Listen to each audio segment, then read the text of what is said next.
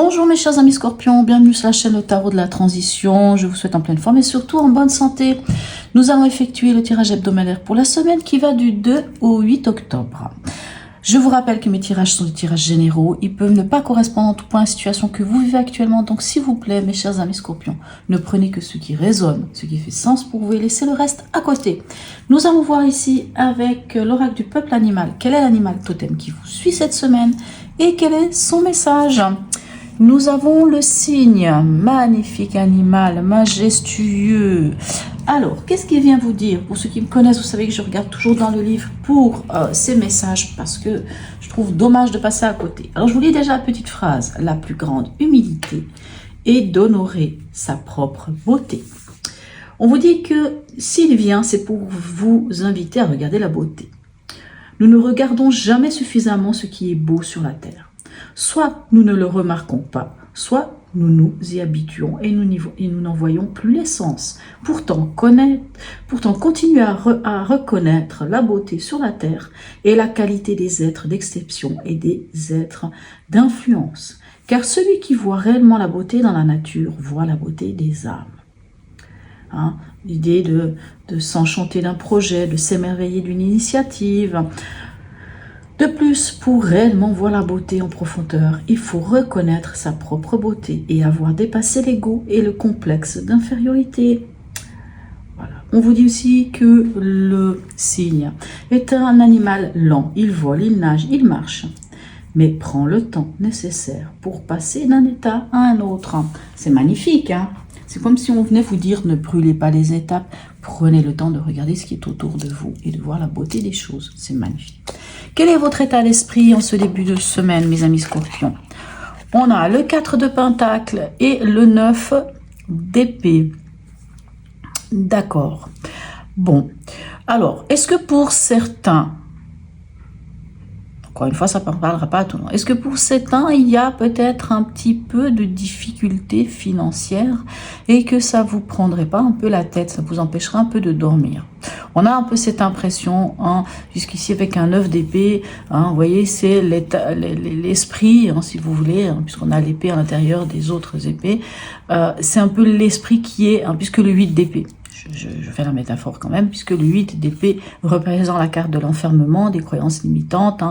Le 9 d'épée nous dit quand même que ça vous empêche de dormir, c'est difficile, c'est des angoisses, c'est un petit peu des peurs.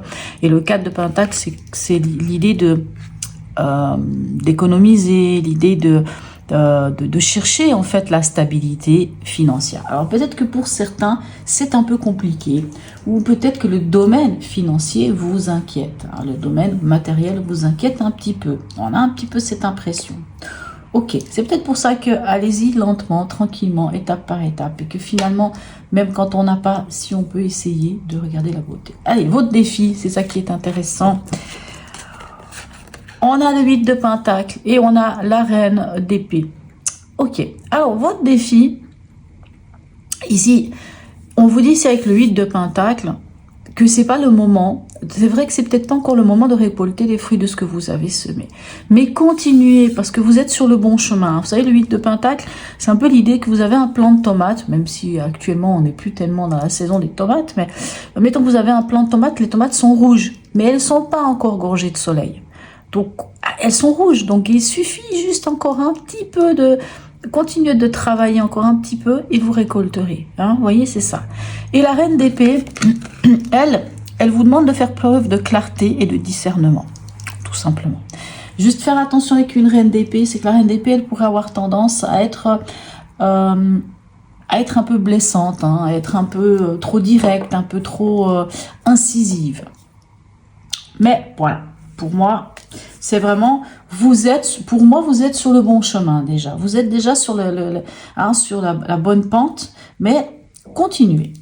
Au niveau émotionnel et ou sentimental, relationnel, on a un 6 de coupe et on a le 8 de coupe. Alors là, si on n'est pas dans l'émotionnel, je ne sais pas dans quoi on est. Le 6 de coupe peut nous parler de nostalgie, de se dire c'était mieux avant. Mais ça nous parle aussi de l'enfant intérieur, de notre enfant intérieur. Ça peut nous parler aussi du besoin peut-être de se retrouver dans un cadre sécurisant, dans un cocon, je sais pas, de retourner dans la ferme familiale, de retourner auprès de nos parents, juste un moment pour se sentir bien. Et le 8, je l'aime beaucoup le 8 de coupe, parce que le 8 de coupe, qu'est-ce qu'il nous dit? Il nous dit aussi que vous êtes prêt à laisser derrière vous ces 8 coupes pour aller vers la 9e coupe. Et la 9e coupe, c'est quoi? C'est la satisfaction, c'est le bonheur. Mais bien entendu, ça demande quand même l'idée de laisser. Il peut y avoir quelquefois, avec ce 8 de coupe, comme on a le 6 de coupe, il peut y avoir une petite énergie de mélancolie un peu. Mais pour moi, elle est passagère, puisque le 8 de coupe vous invite à aller chercher votre vrai bonheur. Et vous savez, le bonheur, notre bonheur, même si vous êtes en couple, même si vous avez quelqu'un dans votre vie, le vrai bonheur, c'est pas avec l'autre. C'est pas dans l'autre qu'on le trouve. Le vrai bonheur, c'est en soi qu'on le trouve. C'est pour ça que le 8 de coupe, dans certaines cartes, surtout dans les Rider-Waite, bien entendu, on peut voir quelqu'un qui part, qui monte peut-être une montagne, qui part sur un chemin, parce que ce chemin, c'est une sorte de chemin initiatique qu'on doit faire seul, d'aller chercher son propre bonheur. Et peut-être que l'invitation vous dit de vous connecter à votre enfant intérieur, puisque souvent, je ne sais pas si vous avez déjà constaté ça, que souvent, on grandit, hein, on prend de l'âge, on a 20, 30, 40, 50, 60, 70, peu importe. Mais très souvent, nos rêves d'enfants, lorsque nous étions enfants, on rêvait de certaines choses. Alors bien sûr, quelquefois on rêvait d'être pirate, on rêvait d'être astronaute, on rêvait de je ne sais pas quoi. Mais souvent, nous avions des jeux, en tant qu'enfants, des jeux qui, au final, quand on regarde avec du recul, on se rend compte que c'était là notre bonheur. Et quelquefois, on avait des envies, et ces envies, on les a laissées tomber, ces rêves, on les a laissés tomber. Mais au final, c'était peut-être ça, notre vrai... presque notre vrai chemin de vie, ou ce vers quoi on était censé tendre, vous voyez. Donc finalement, se connecter à cet enfant intérieur, de se souvenir, hein, quelque part, de comment on voyait les choses. Vous voyez ici, quelque part, on vous dit à quelque part de vous émerveiller, mais l'enfant s'émerveille de tout. Donc émerveillez-vous et prenez ce temps pour vous, allez-y lentement, par étapes, ici comme le signe vous invite, hein, on part...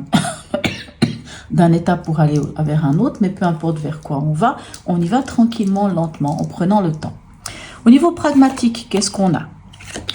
On a le soleil et l'impératrice. Donc finalement, ici, cet état d'esprit, c'est un état d'esprit. Mais au final, vous voyez, vous mettez en lumière quelque chose, le soleil dit que vous êtes bien, on se sent un petit peu accompli, enfin un petit peu, on a cette forme d'accomplissement, de bonheur, de légèreté aussi.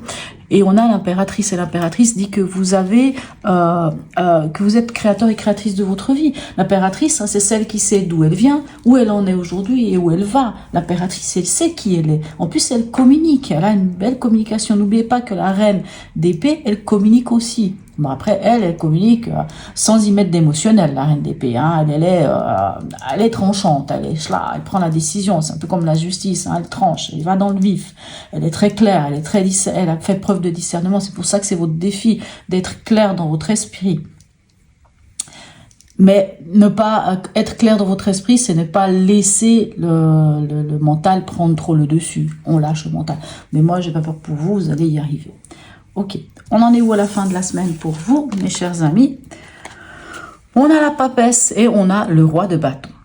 Ok, alors, pour moi ici, alors, la papesse, elle revêt plusieurs, j'ai envie de dire, plusieurs significations. La papesse, elle est la gardienne des secrets. Hein. C'est vrai qu'on peut nous parler de choses cachées, de choses qui sont... voilà, hein, c'est souvent la connaissance aussi, c'est toutes ces choses que nous, on sait, puisque la papesse, c'est ça, elle tient le livre de sa vie dans ses mains. Donc, étant donné qu'elle tient le livre de sa vie dans ses mains, c'est qu'on se connaît bien plus qu'on ne le pense. Et le fait de se connaître autant que ça, finalement, ou de ne pas se voiler la face, de regarder les choses en face. La papesse, c'est aussi tout ce qui est des projets en gestation. Hein. S'il y a des projets en gestation qui dit gestation, prendre le temps. Vous savez, faire un enfant, ça se fait pas en 2 semaines. Hein. Il faut 9 mois, il faut 40 semaines. Donc finalement, 40 semaines, c'est presque 10 mois. Donc, ou c'est 10 mois. Donc, ça prend le temps. Hein. Tout ce qui est en gestation prend le temps. La papesse, c'est une énergie qui est lente aussi. Tout comme le signe, il est lent. Et le roi de bâton, ben, c'est celui qui met en place des projets. Puisque c'est la passion, c'est l'action, c'est celui qui est capable, hein, c'est le chef d'entreprise, c'est le leadership. Donc pour moi, le fait de vous connaître, par exemple, hein, ou le fait d'avoir ce projet en gestation, va finir par payer, puisque vous allez pouvoir, comment dirais-je, encore une fois, lui, il a le bâton dans la main, hein, comme ici l'impératrice. D'ailleurs, la mineure de l'impératrice, c'est la reine de bâton. Donc, ici, on a le roi de bâton, donc c'est un cran au-dessus. Hein, c'est-à-dire que c'est vraiment la carte la plus forte, d'ailleurs. Et c'est quoi? C'est cet esprit de maîtriser sa passion, de maîtriser l'action. Donc, au final, le fait de vous connaître, pour moi, ou de faire... la papesse, c'est aussi l'intuition. De faire confiance à votre intuition, finalement, ça vous donne la possibilité et la capacité d'aller là où vous voulez. Un dernier message ici du tarot des anges pour vous. Le 9 de la prospérité. Ben écoutez, c'est la richesse, hein, c'est le 9 de denier. La vie est merveilleuse. Le travail réalisé pour que vos rêves se concrétisent vous donne un sentiment de paix et une grande satisfaction. Dégustez ce moment de plénitude. Faites-vous plaisir et offrez-vous de luxueux petits cadeaux. Vous n'avez plus de soucis d'argent et vous êtes maintenant indépendant et profitez. Hein, vous aviez le 8 de Pentacle dans votre défi et ici on a le 9 de Pentacle. Donc finalement, le fait de continuer, à la fin du mois, vous pouvez récolter les fruits de ce que vous avez semé. Bien entendu, ça peut être de l'argent, mais ça peut être simplement, par exemple, l'obtention d'un diplôme. Ah, puisque le 9 de la prospérité ou le 9 de Pentacle nous parle de richesse, mais la richesse, c'est tout ce qui est de la matière, soit de l'argent, soit du concret. Ça peut être un savoir-faire aussi, l'acquisition d'un savoir-faire. Voilà mes chers amis Scorpions. En tout cas, n'hésitez pas à me laisser un message, un petit smiley si vous le souhaitez. Likez, partagez, abonnez-vous si ce n'est déjà fait. Sur ce mes amis Scorpions, je vous souhaite une très belle semaine et je vous dis à tout bientôt.